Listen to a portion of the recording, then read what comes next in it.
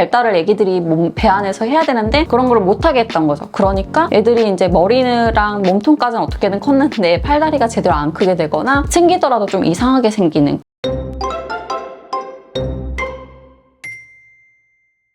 오늘은 약품의 부작용이 얼마나 커질 수 있는지 이런 얘기를 조금 해보려고 합니다. 저는 이제 뭐든지 자연적인 걸 좋아하고 합성약은 최대한 지양하는 약사인데요. 그 이유가 약에 대해서 안 좋은 것들을 저희는 이제 평생도록 배우고 사실 많이 겪기 때문에 그런 것도 있는데 시청자분들이 조금 이해가 되시거나 공감이 될 수 있게 좀 대형 사건들을 몇 개 오늘 좀 갖고 와봤어요. 첫 번째는 이제 바이옥스라는 약에 대한 리콜 사건이 있었는데요. 바이옥스는 이제 수염 진통제로다가 처음에 개발이 되었어요. 근데 보통 우리가 아스피린이나 뭐 브루펜 계열의 수염 진통제를 먹게 되면은 속쓰림이 있을 수 있으니까 뭐 식사하고 드세요 이런 거 약국이나 병원에서 많이 들었을 거예요. 이 바이옥스라는 수염 진통제는 처음으로다가 위장장애가 전혀 없는 수염 진통제입니다. 이런 약간 광고를 갖고 엄청나게 처음에 많이 팔렸던 약물이에요. 근데 이게 나중에 알고 보니까 심혈관계 질환에 있어서 굉장히 리스크를 높이는 거예요. 실제로 사망으로 간 케이스도 있고 사망까지는 아니지만 그걸로 인해서 엄청 위험해졌다 이런 이제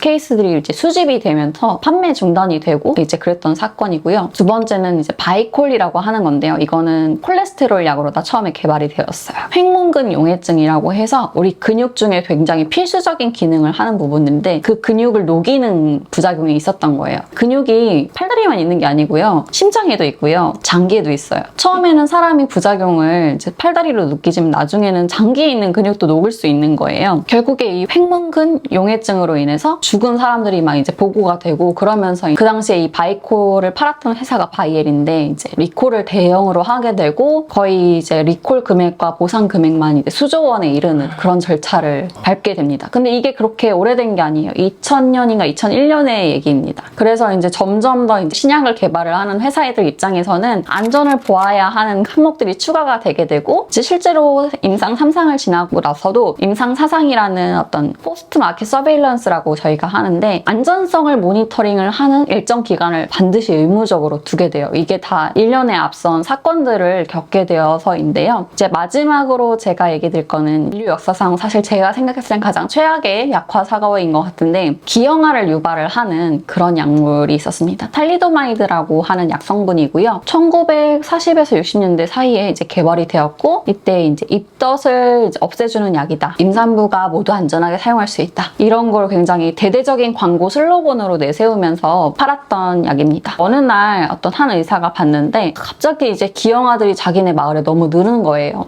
원래 이런 케이스가 없었는데 거의 이제 평생에 한두 명 볼까 말까 했는데 점점 팔다리가 없는 기형아들을 보는 횟수가 많아지면서 이거 좀 뭔가 이상한데 역학조사를 해봐야 되지 않을까 하면서 의심이 되는 것들을 자체적으로 조사를 하기도 하고 다른 어떤 협력을 하는 기관들도 생기게 됩니다. 그래서 찾아보니 그 탈리도마이드라는 입덧약을 임산부가 특히나 초기에 임신을 하고부터 한 42일 이내에 먹었으면은 이게 팔다리가 없는 포코멜리아라는 기형을 가진 아이로다 출산을 하게 되는 얘들이 발견이 된 거예요. 왜 그런가를 하고 다시 봤더니 탈리도마이드는 약간 수면제나 진정제 같은 역할을 하니까 당연히 입덧약의 기능은 했는데 이 약이 동시에 새로운 혈관을 생성하는 거를 조금 막아버리고 발달을 애기들이 배 안에서 해야 되는데 그런 걸 못하게 했던 거죠. 그러니까 애들이 이제 머리랑 몸통까지는 어떻게든 컸는데 팔다리가 제대로 안 크게 되거나 생기더라도 좀 이상하게 생기는 그런 포코멜리아 기형을 유발을 하게 됩니다. 이게 굉장히 많아서 거의 이제 역사적으로 몇천 명의 이상의 기형아를 만들게 되었고 당장 발견이 된 게 아니라 이미 이제 수년간 처방이 된 약물이었고 안전하게 사용한다라는 거를 광고 슬로건으로 내세운 만큼 임산부들이 웬만하면 약을 먹지 않지만 이제 좀 안심하고 먹었던 거예요. 근데 그렇게 이제 불안정한 약을 어떻게 유통까지 할 수 있는가를 보면은 그 당시에는 이게 임산부에 대한 임상시험 결과도 당연히 없었을 뿐더러 그냥 안전하다고 간단하게 테스트하고 넘어갔던 거예요. 어떻게 보면은. 근데 쥐실험에서 태아 기형이 유발되지 않았었더라도 사람한테는 위험할 수 있거든요. 그래서 지금은 이제 이게 좀 개정이 되어서 동물 시험도 반드시 2종의 동물 시험을 거치게 되고요. 최근에 이제 안전하다고 진짜 유명한 입던약 디클레틴 장용정 같은 경우는 실제로 임산부를 대상으로 해서 이제 자신 있게 이제 임상시험 결과를 거친 약물인데 이제 그런 약물은 사실 거의 없기는 하죠. 근데 최소한 이제 우리가 근거가 없는 것들은 임산부에 대한 처방을 하지 말자 이런 식으로다가 임산부에 대한 약물 카테고리가 굉장히 세분화돼서 이제는 나오고 있습니다. 이제 탈리도마이드가 그렇게 되면서 팔다리가 없는 기형아들이 맨 처음에는 배척을 받았대요, 사회에서. 배척받은 그 자들이 지내는 마을도 생기게 되고 그 사람들이 지금은 이제 할아버지가 되고 그렇거든요. 그 사람들이 지금 어떻게 지냈는지 이런 거에 대한 히스토리도 다시 재조명이 되고 그러고 있습니다. 그런 분들이 자녀를 만약에 낳게 되면 그게 다 유전이 되나요? 이게 유전 질환은 아니기 때문에 사실은 알 수는 없어요. 애초에 이게 장기가 제대로 형성이 안 되었을 가능성이 높아요. 사진상으로만 봐도 팔다리가 없다는 게 몸이 정상 사이즈로다가 나오는 건 아니거든요. 그래서 머리가 이만하면은 몸도 사실 머리에 한 2-3배 정도밖에 안 되는 경우가 되게 많아요. 그 사실 아이일 때도 되게 기형적이고 무섭게 보이지만은 그분들이 이제 할머니 할아버지가 됐을 때도 보면은 아, 그 세월이 되게 힘들고 괴로웠겠다라는 걸 조금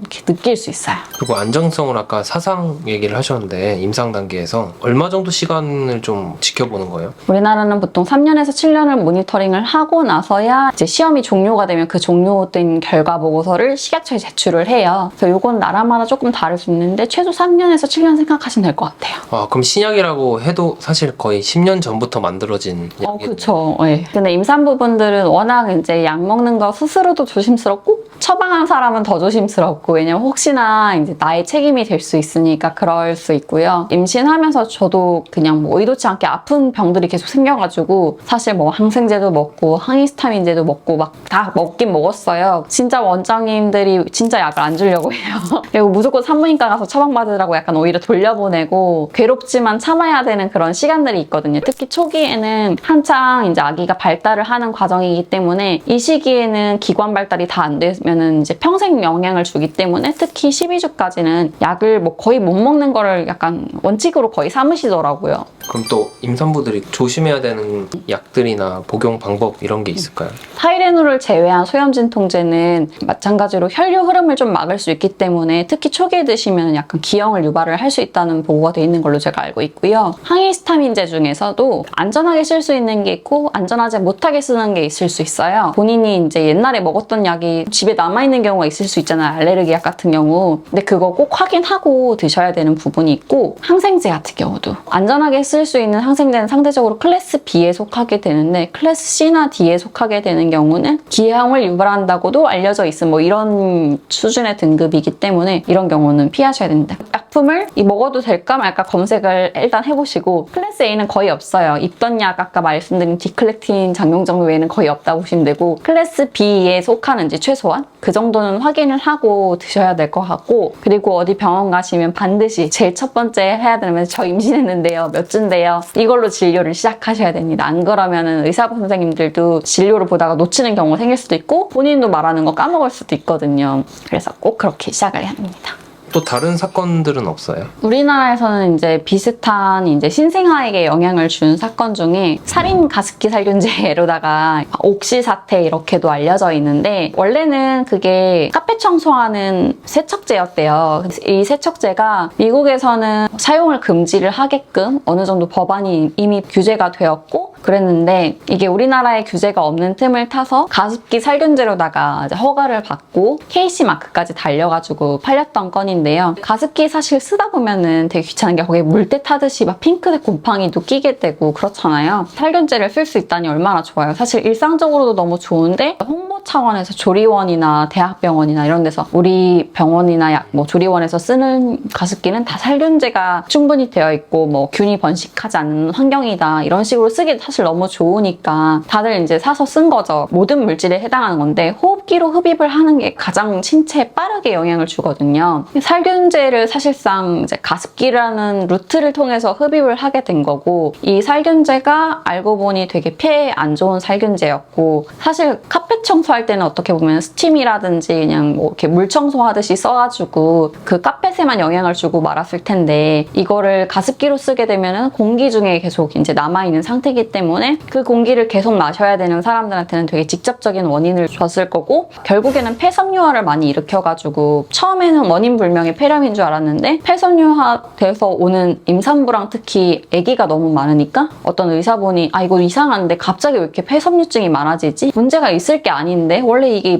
이렇게까지 환자가 많은 게 아닌데 그리고 원인도 도저히 알 수가 없고 치료도 안 되니까 왜냐면 병원에서 조금 치료를 하고 다시 돌려보내면 또 그 가습기 살균제 쓰셨을 거 아니에요. 그리고 어린이집에서 쓰는 경우는 애들도 계속 그거 마셨을 거 아니에요. 그러니까 이게 컨트롤이 계속 안 되는 상황으로 치닫는 거죠. 직접적인 영향으로 사망을 한 케이스도 많지만 그게 폐가 한번 손상이 되면 또 재생이 안 되는 기관 중에 하나이기 때문에 계속 폐 장애를 갖고 살아야 되는 거죠. 숨이 사실 잘 안 쉬어진다는 거는 되게 일상생활에서도 되게 공포감이 들 수밖에 없거든요. 왜냐면 숨을 내가 뭐 예를 들어 1리터씩 마셔야 되는데 100ml밖에 못 마신다고 생각하면 얼마나 답답하겠어요. 걷는 것도 조금이라도 빠르게 걸으면 무리가 찰 거고 사실 일상생활이 거의 되게 어렵죠. 이게 역학조사를 하면서 결국에 이제 정부가 나서서 알게는 되었는데 사실 당시에 정부의 책임이 되게 컸던 이유 중에 하나가 이 다른 나라에서는 규제 물품으로 이미 성분이 등록이 되어 있는 건데 그걸 모르고 그냥 KC마크를 내줬다. 그래서 KC마크가 의미가 없다 이런 것도 하나 있고 두 번째는 이제 역학조사에 대해서 보건복지부와 당시에 환경부 이 두 부처가 서로 니일내일 하면서 약간 미뤄졌던 것도 있는 것 같아요. 이게 너무 문제가 되고 이슈화가 되니까 그제서야 아마 본격적인 역학조사 착수에 들어갔고 세 번째는 결국에 그 옥시 회장인지 사장인지가 우리나라에서 그렇게 큰 벌을 받지 않은 걸로 알고 있거든요. 마지막으로는 그 형별까지 충분치 않았다.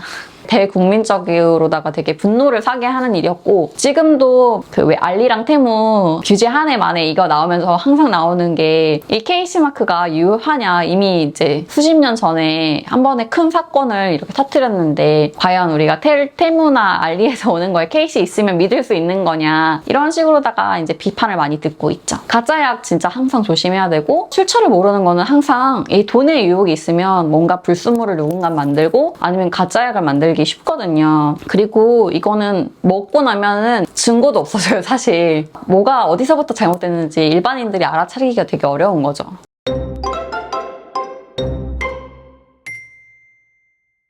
보통 우리가 일반적으로 먹는 약들은 다 오랫동안 사용을 했던 약들이고 오랫동안 안전성 데이터가 확보가 된 약들인데요. 그럼에도 불구하고 우리가 조금 더 약에 대한 거 그리고 화학물에 대한 거 항상 경계심을 갖춰야 되는 이유이기도 합니다. 우리가 어떤 식으로 어떻게 안 좋은 거를 먹게 될지 모르거든요. 그리고 이게 과연 입증이 되었는가에 대해서도 항상 사실 소비자 입장에서도 다시 한번 생각해보고 편의성만 너무 추구하지 마시고 항상 경계하는 자세를 가질 필요가 있다고 저는 생각합니다. 그래서 항상 자연스럽게 내가 잘 살 수 있는 방법을 항상 추구했으면 좋겠어요, 저는. 이상이었습니다. 우리 약속TV 이수진입니다.